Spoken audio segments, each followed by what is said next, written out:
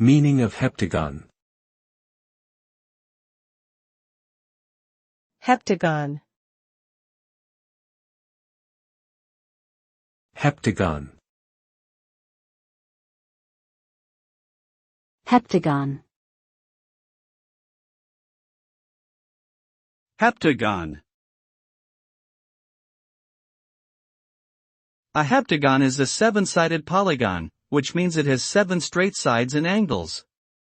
The word hepta comes from the Greek language, which means 7, and gon means angle.